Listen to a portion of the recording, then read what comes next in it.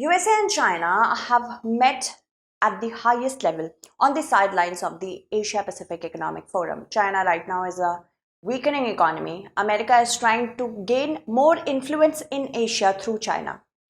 From the perspective of India, what does it mean? We are going to talk about that. Do not worry about notes. It is provided through my Telegram channel, Pooja Dwivedi UPSC. If you have any queries, you can talk to me on my Instagram, follow me on my threads. So there is the ongoing Asia Pacific Economic Forum. There are 21 economies that meet under it. And on the sidelines of it only, yesterday, President Biden and President Xi Jinping met. This is important. Since 2017, we have been registering a weakening of ties between these two countries.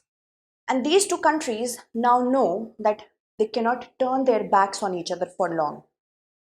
Is there going to be a group of two?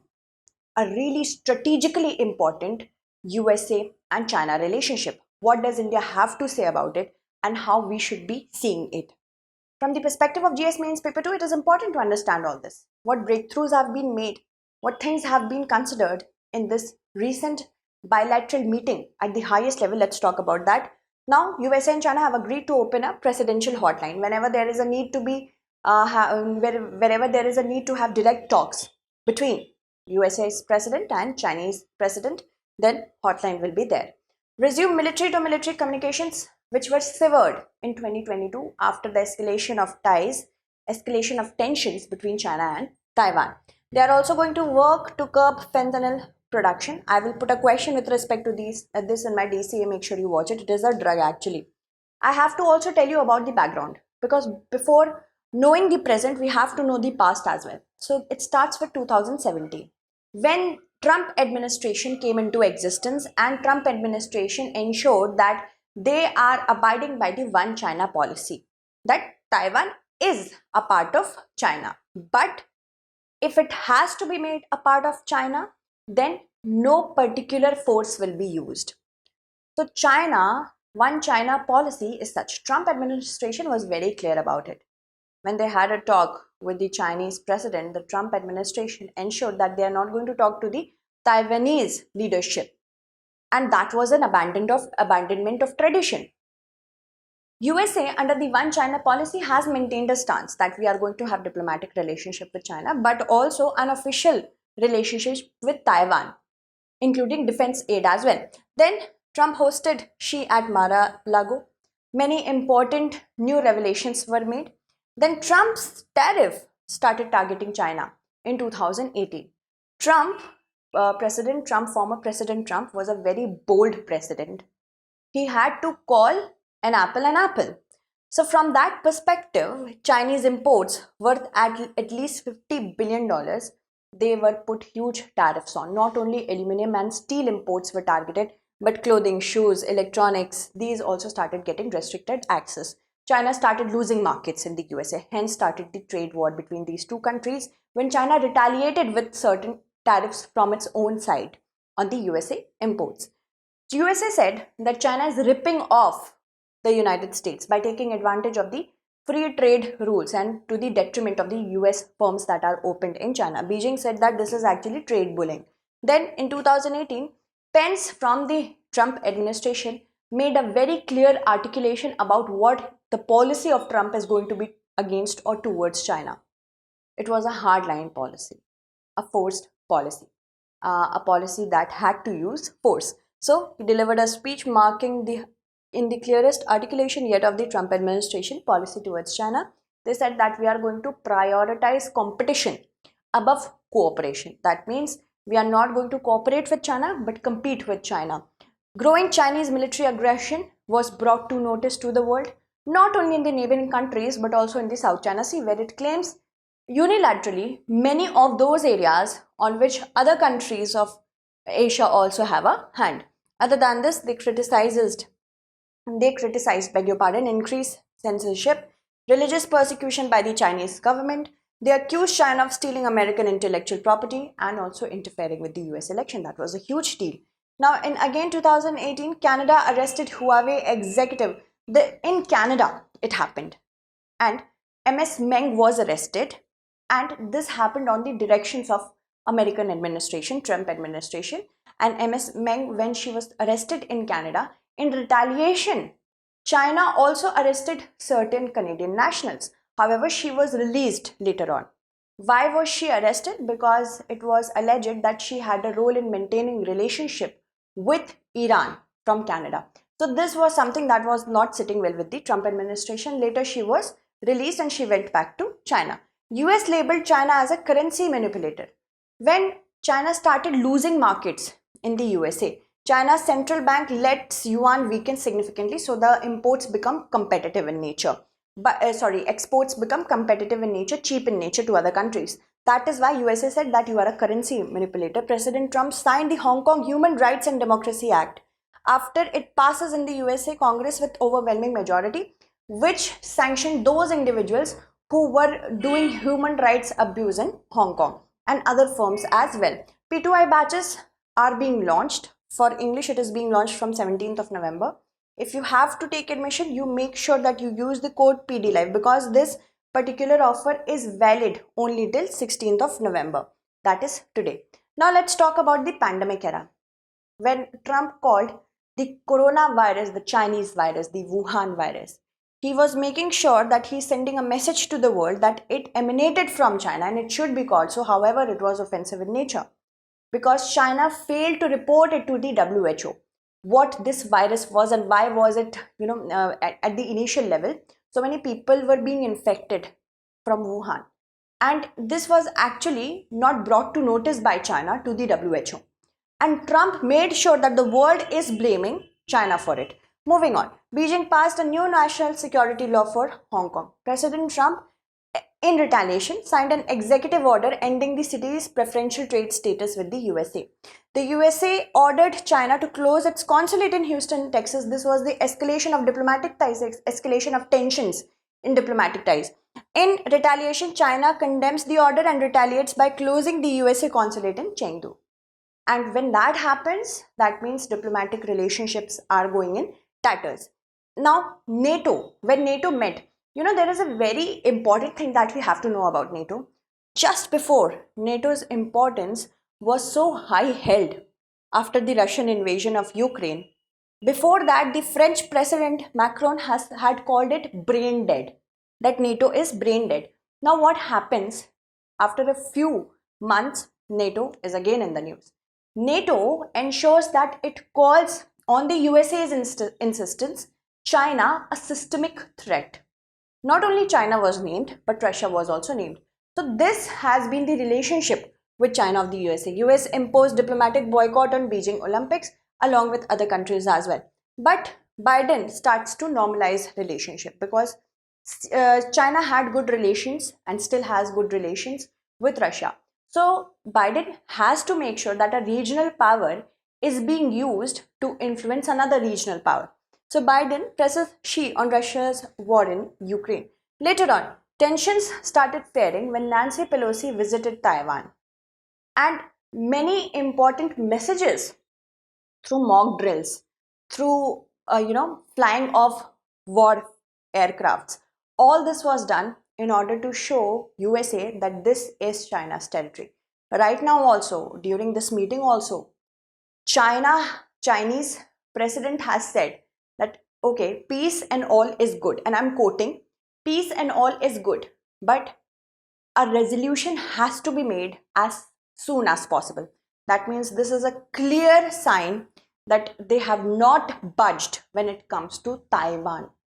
China will take over Taiwan sooner or later.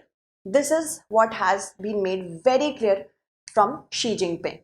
Now, why the particular outreach from both the sides? Why suddenly a need of the normalization of relationship? First, USA has lost a lot of credibility in Asia when it withdrew from Afghanistan.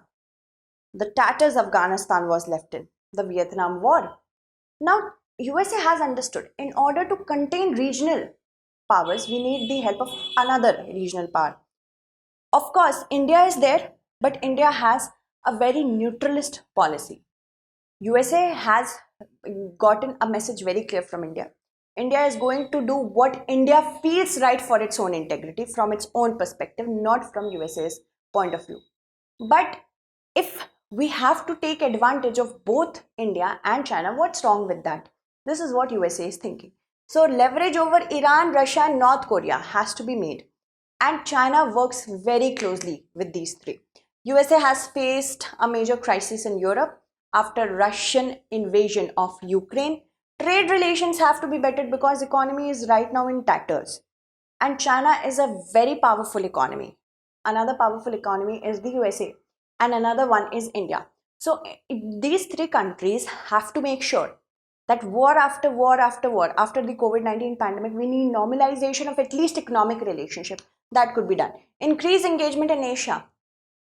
USA has already done that by developing Quad, also in the Indo-Pacific, Quadrilateral Forum, and also AUKUS. Indo-Pacific is done.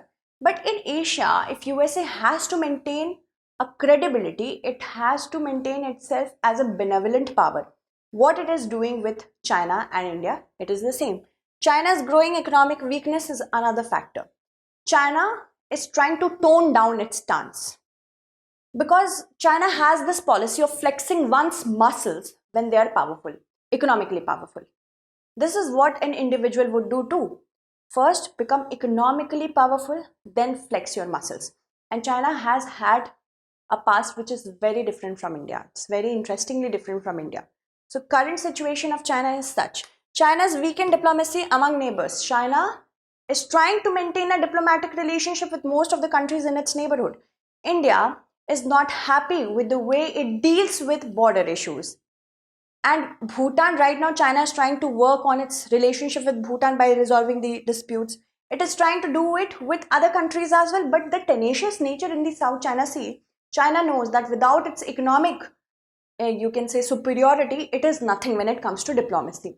Because diplomatically, it is not very tactful. Indo-Canadian relationship is weakening. And USA wants to ensure that it doesn't put all its eggs in one basket.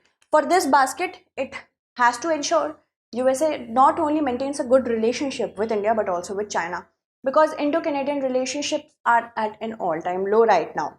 So USA doesn't want to walk that tightrope. That is why it is trying to normalize the relationship. But challenges remain.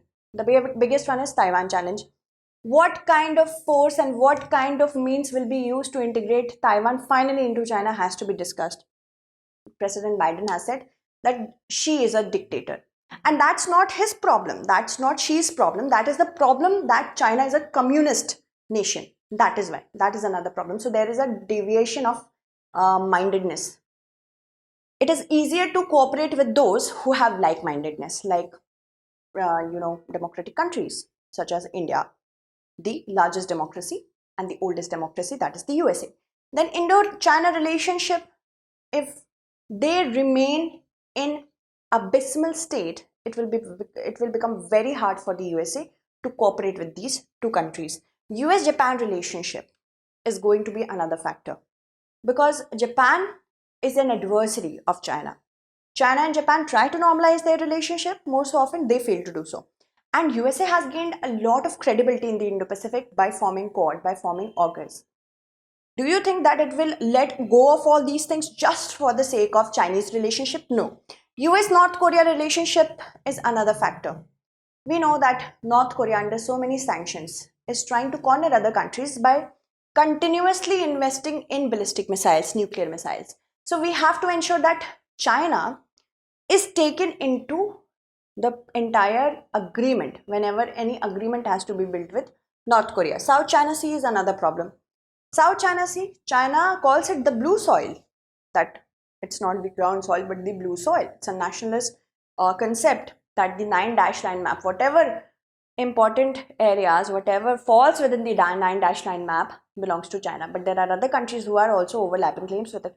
How USA is going to balance its relationship with other countries and China, we are going to see that.